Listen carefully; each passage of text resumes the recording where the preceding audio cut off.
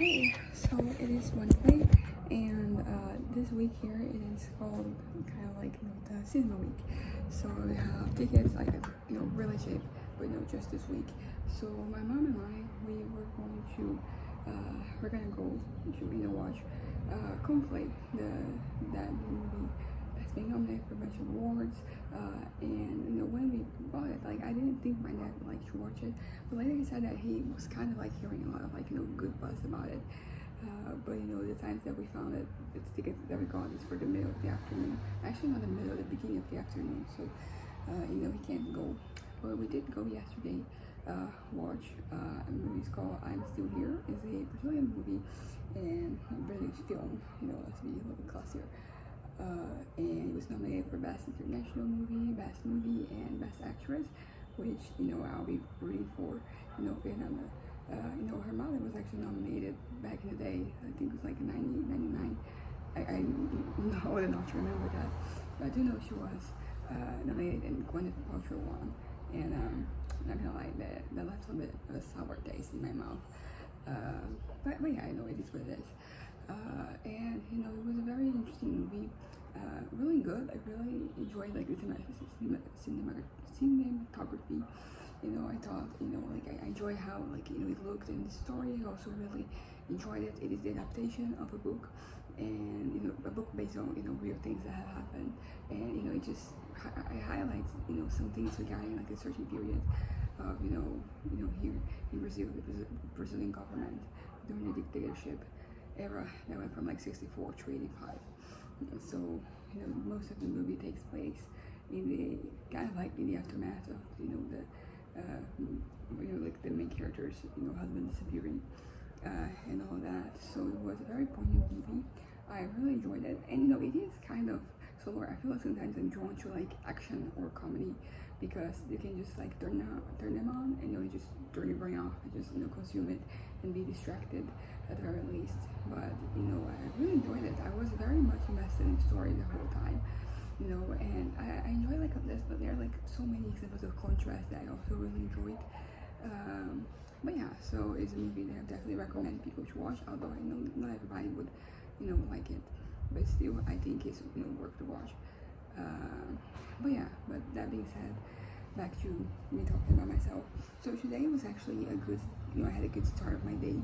I was able to do some writing, and as I mentioned the other day, I feel like every day I am writing a little bit more.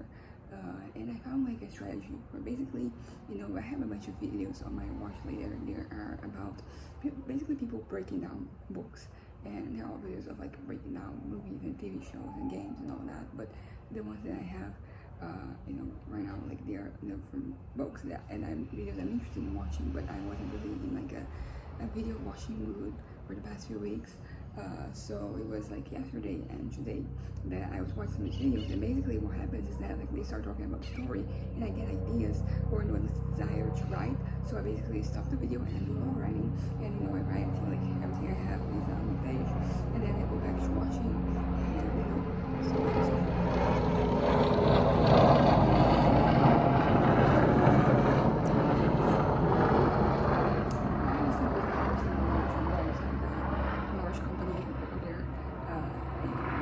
you hear during the day, and at least because it's either like the police, or it is like this business people, as I said.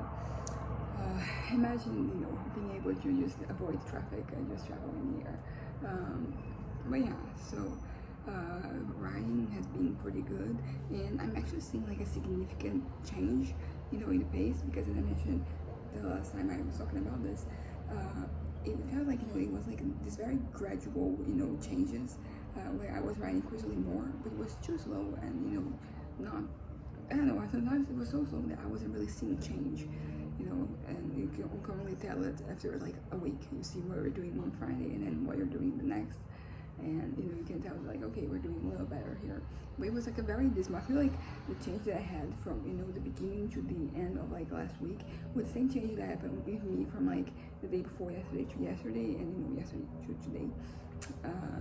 But yeah, so, and writing is very important to me because it is good for the brain, like it's good also for I guess like my emotional health.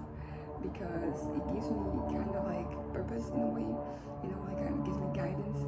There's something I'm focusing, and also like it is fantasy. So basically instead of like getting like those fantasies about myself that I'm just trying to get rid of, I'm thinking about like the novel and the things that are happening there. So it's kind of like the perfect solution to a lot of the issues that I've been having. Although I mean, it would be perfect if I could be like at 100%, but I'm not there yet. But still, it's pretty good. And I kind of like because it is as if like there's a little block, like in my head that prevents me from like doing more. And it is this block that it comes with like discomfort. Sometimes I talk about like the flashes that I have throughout the day of like me just being very uncomfortable, and they're still happening, although they're happening less. And I think they're happening less. I think it's because I'm kind of like adapting better to my circumstances, to my surroundings, and then as a consequence, those flashes, like they don't have as much weight because, as I mentioned before, like these little flashes, and I'm saying flash too much. They kind of like they come and they take over your head, and they just generate a very high level of like discomfort, to the point that like I'm kind of like crawling under my skin, like it leads to like a physical reaction to this emotional, not emotional, this mental stimuli. But it is doing better, and something new is actually emerging for me. I've started to have, because when you dissociate and then you come back, and then suddenly you're just hit with the entirety of like who you are, of your existence, of where you are, and all the information all at once. Sometimes it takes like a couple seconds, but like for it to get to that point, but then it hits you.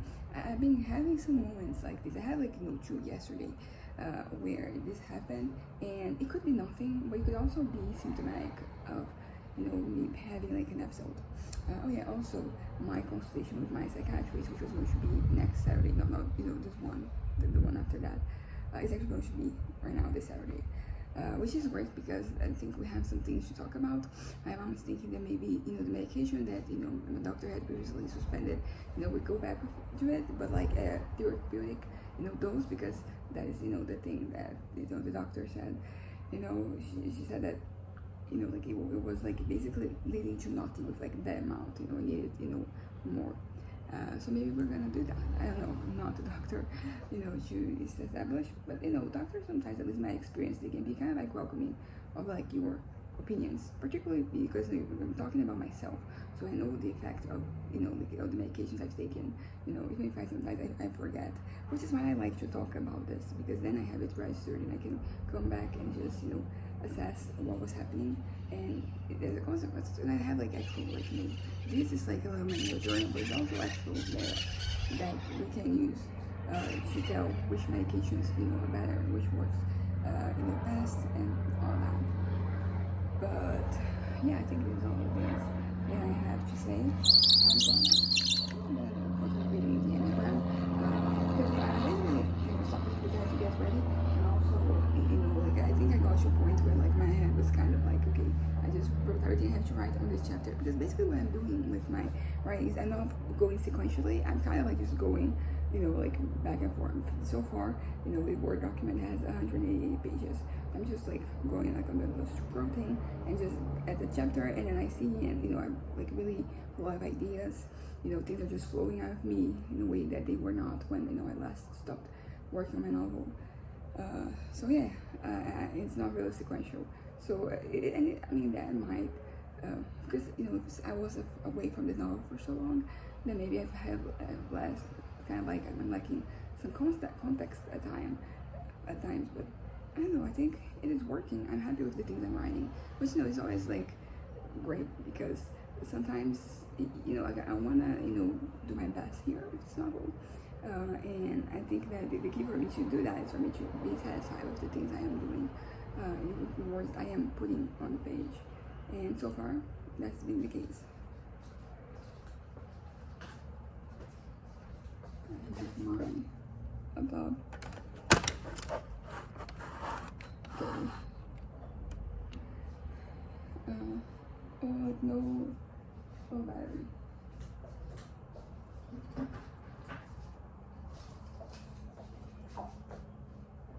always forget which side, the charger goes.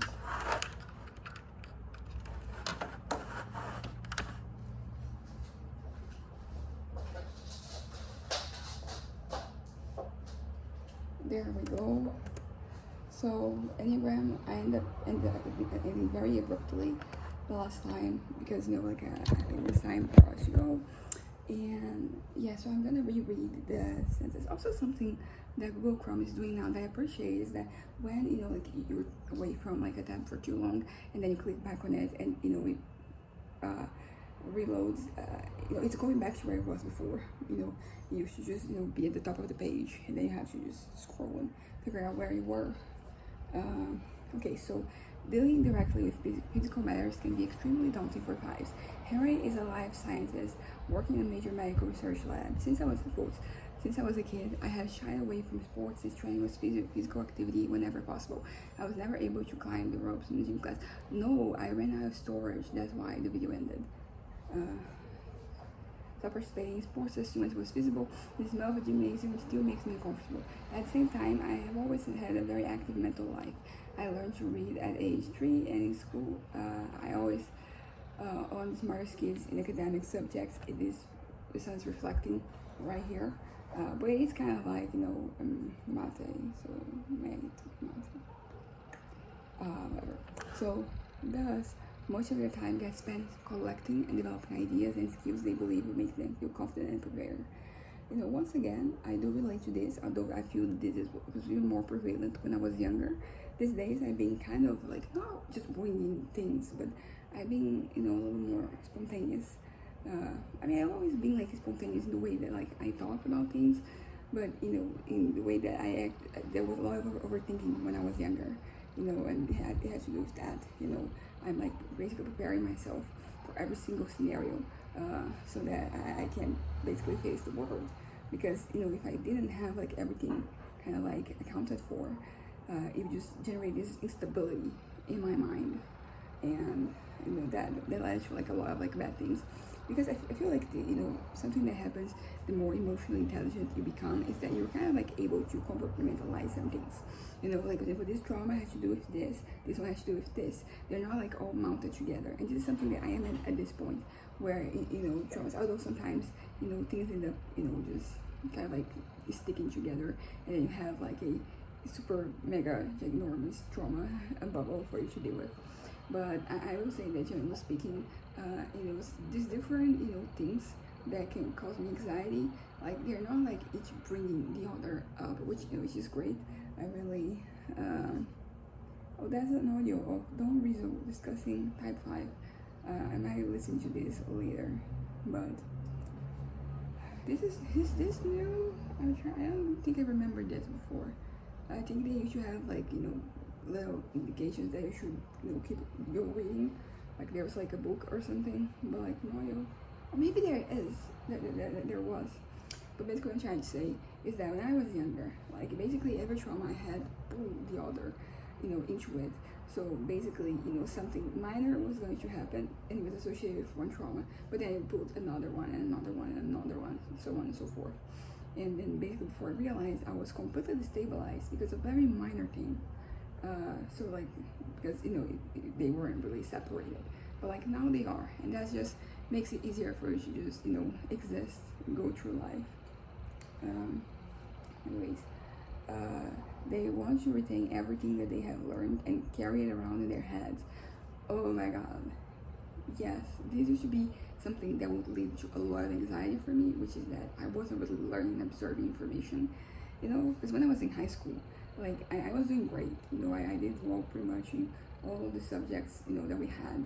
I graduated first of my class, so I really, in that context, I was absorbing everything that was to absorb. But then you graduate high school, and I didn't go straight to college because you can kind of maintain that mentality in college, and so I started to have to assess things in my life through different lenses. So basically now I had like the world was my oyster. I could learn anything and everything I wanted, and sometimes I would, sometimes I wouldn't. But something that would be always consistent is like this fear that I had that I wasn't really learning, that I wasn't really storing that information in my head. These days I don't have so much of that. That is no longer a fear that I have, thankfully. because that is just, can of worms. That's like multiple can of worms being open, at the same time. Like, because there's just so much, just by looking at things, observing, you're learning. So, like, I think I was just very overwhelmed with the possibility, with the amount of, possibilities there were for me to, gain knowledge. That some issues, and some burnout too. The problem is that while they are engrossed in this process, they are not interacting with others or even increasing many other practical and social skills. Once again, something that rings very true for when I was like a teenager and a young adult.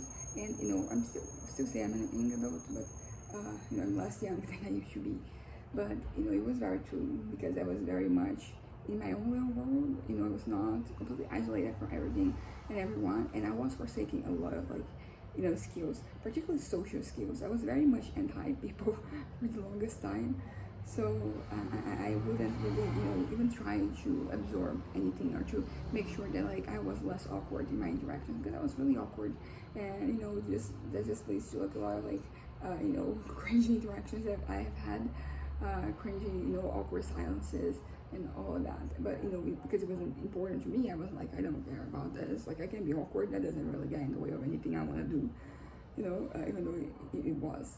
And this is something, because I went to my high school was also a technical school, so I graduated with a high school degree and a technical business management degree as well. And like networking, very important for business. And I very much wanted to be in business. I didn't have any specifics. I was usually just attached to whatever thing seemed profitable at that point in time. But and I hated that part, because it was basically just interacting, and I was kind of forsaking it. And I've been called out for it a few times in high school, but I mostly kind of ignored it because it was not comfortable for me having to develop this. So there's that. They devote more and more time to collecting and attending to their collections, less to anything related to their real needs.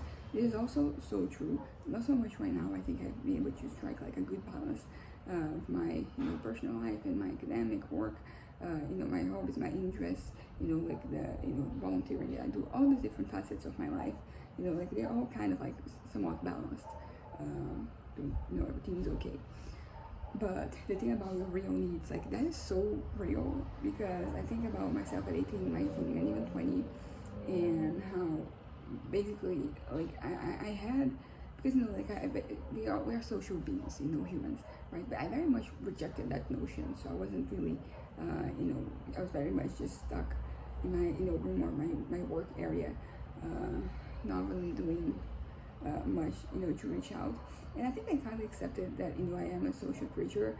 I am more introverted, so my social needs, they are lesser than some other people's, but they still exist.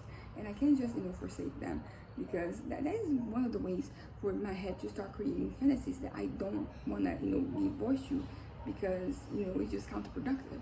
Because, I'm kind of like making up for the things that are not really happening. So I wasn't really paying attention to my social needs, to my emotional needs too. Like, I was very much repressing and suppressing everything and anything and everything that came to mind. And, well, basically, that didn't really work, because it's like, you're trying to hold sand in your arms. Like, the more you hold, like, the more, sand falls. So that was kind of like, that's kind of like what was happening. Thus, the challenge lies that you understand that they can pursue whatever questions or problems spark their imaginations, and, italics, maintain relationships, take proper care of themselves, and do all these things. They are the hallmarks of a healthy life. And I'm happy to say that I think I've nailed this one right now. The last time I was reading enneagram cards, definitely I had not nailed this, but like right now, I have a really healthy, of course I like it. There are episodes that I have and that makes things, just it just messes everything up for me. But when I'm like, middle stable, I'm doing pretty well to take care of myself, do whatever I have to do to have like to live a healthy lifestyle. So check. Enneagram type 5 levels of development. So we have healthy levels, which is level 1, and their best. They become visionaries, broadly comprehending the world while penetrating profoundly. Open-minded, they take things in whole in their true context. never-ending discoveries, and find entirely new ways of doing and perceiving things. That is a lot. I love for me to just feel like, yes, that's me. But I guess I'm not there yet. Okay, level 2. Observe everything with extraordinary perceptiveness and insight. Most mentally alert, curious, searching intelligence. Nothing escapes their notice. Foresight and prediction. Able to concentrate, become engrossed in what has caught their attention. I would say that I have been able to concentrate, lately. Except from there are the ups and downs. But when I'm like here, or like a low, just like a little here, or a little here, I can do these things. And the whole thing of nothing escapes their notice. This is something that has been said about me before. So happy to hear this. Also mentally alert. Yes, I am. I mean, I do think I'm very alert. To things. I don't think I have any issues with this being kind of like a problem that I have. And extraordinary perceptiveness and insight. I love to say that, and I do honestly when I'm feeling a little bit more, not arrogant, but more confident. I will say that I do think I'm very perceptive, and that I have interesting insights into things. But this is just me assessing myself. So this is one of those things that having somebody else say things, it does validate you. Not that you need somebody else to validate whatever you're thinking or feeling, but when it's not just me saying the thing, it does seem to strike a chord with me more than if it's just me thinking oh, this is me. Draw their attention. Level 3. Attain skillful mastery of whatever interests them. Excited by knowledge, often become experts in some field, innovative and inventive, produce extremely valuable or original works, highly independent, idiosyncratic, and whimsical. I don't know about whimsical, but independent and idiosyncratic, I do agree with. They have always been, staples of my personality. Both when I'm here and here or here. That doesn't really change. And although this actually does lead to certain, exactly when you start going low on the level of development, it can kind of become a problem. Anyway, so innovative and inventive. I don't know. I mean, producing extremely valuable original works. I would like to think of my work like that, but very people read the things I write, so I don't even know. I mean, people, they have said things about what I write based on what I tell them about the stories, but it's not the same thing. What skillful mastery or whatever interests them is that very skillful mastery of writing. I don't think so, but I'm happy with my level, and I do think that I'm always growing, so that's good. And it's promising too. So now we are at average levels. Begin conceptualizing and fine-tuning everything before acting. Working things out in their minds, while building, preparing, practicing, gathering more resources. Studious, acquiring technique, become specialized in often intellectual, often challenging accepted ways of doing things. So the conceptualizing and fine-tuning before acting, this, as I mentioned before, it was part of my overthinking, and that led to me being kind of paralyzed at times because I didn't have everything worked out in the end. And because problems are always going to keep coming, and you can make the most thorough planning, and something is going to pop up that it wasn't there before. You haven't really worked, haven't really prepared yourself for. So study as acquiring technique. I guess I'm associating a lot of it with my writing because that is kind of my special interest. It's been my special interest since I was 13, but it is something novel. And oh my god, a memory, I don't know. Sometimes something comes to mind, and I'm not sure whether it is a memory or if it is just my head making up something, because this could be a memory from when I was 13. No way to know right now. I had to wait for more context, because sometimes you receive information, bits and pieces, and I just received this bit, so I'm waiting for the other pieces. But the overthinking, right now it's still not a problem, but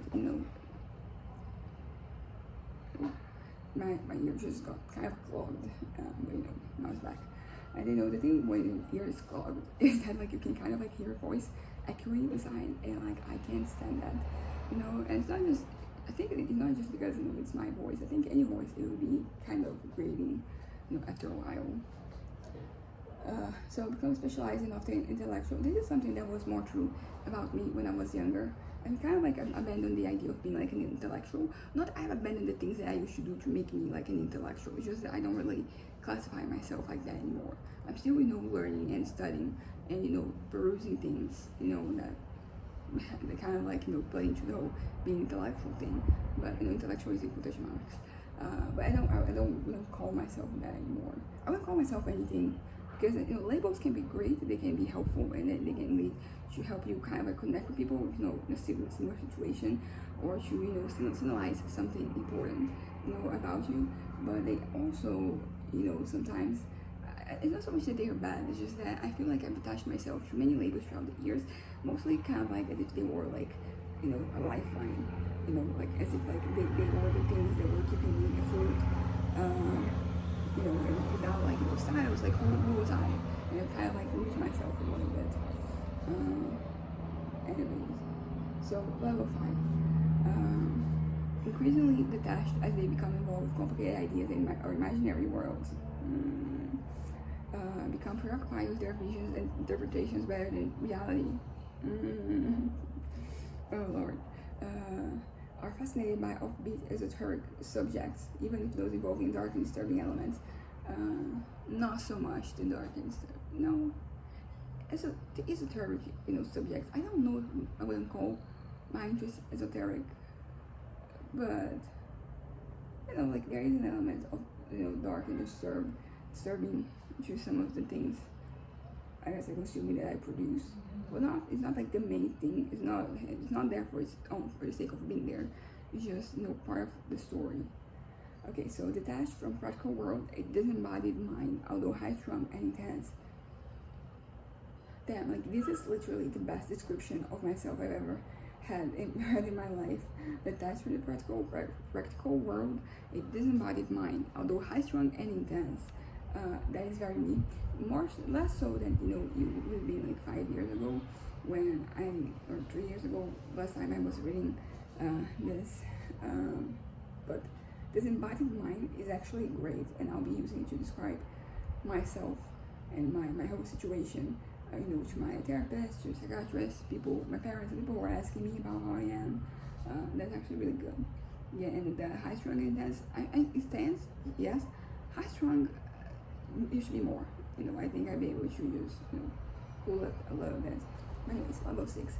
Begin to take an antagonistic stance towards anything which would interfere with their inner world and personal vision. Oh shit, I'm actually, this is not great. Become provocative and abrasive with intentionally extreme and radical views, cynical and argumentative. I'm not like that right now, but it is definitely a good description of myself when I'm not doing well. Oh my god, I'm relating more to the bad parts of being 5 than the good ones. But yeah, but the antagonists tend towards anything and everything. This is something that happened a lot too when I had like more trauma that wasn't addressed, because that was kind of, I feel like that pain kind of like led to these extremes, you know, cynical and argumentative. This is something I had to find every other day because I'm doing well right now. I think I had this, you know, being cynical and being argumentative as kind of like a defense mechanism for the longest time. But like right now I know better. I'm doing better, but still I slip back to this behavior sometimes. So here we are at the unhealthy levels. Level 7. Become reclusive and isolated from reality, eccentric and nihilistic, highly unstable and fearful of aggressions. They reject and repose others in all social attachments. This is me at 18 and 19 and 20. I think 21 I started to do, you know, a little bit better, but that was me. Eccentric and nihilistic. Honestly, even like these days, I'm sometimes like this. Although I do kind of like, though, being reclusive and isolated from reality. Yeah, it goes back and forth.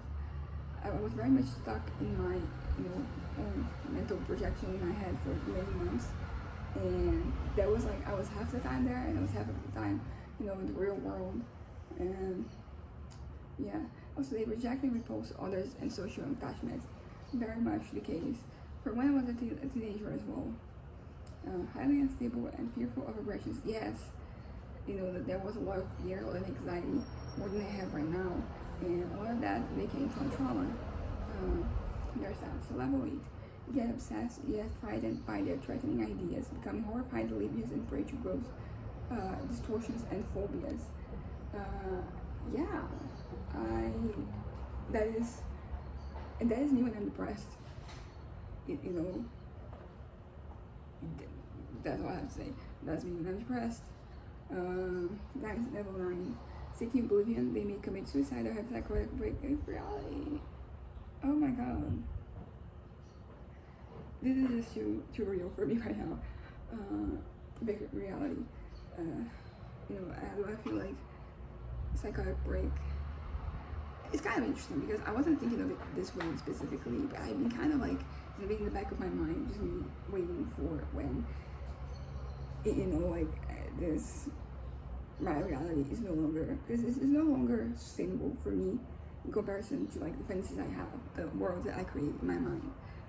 And sometimes it is very intense. It is too fucking intense, to the point that it actually gets me, worried about, psychotic break, I guess. Anyways, the range explosively self-destructive with schizophrenic overtones generally corresponds to the schizoid, avoidant, and schizotypal personality disorders.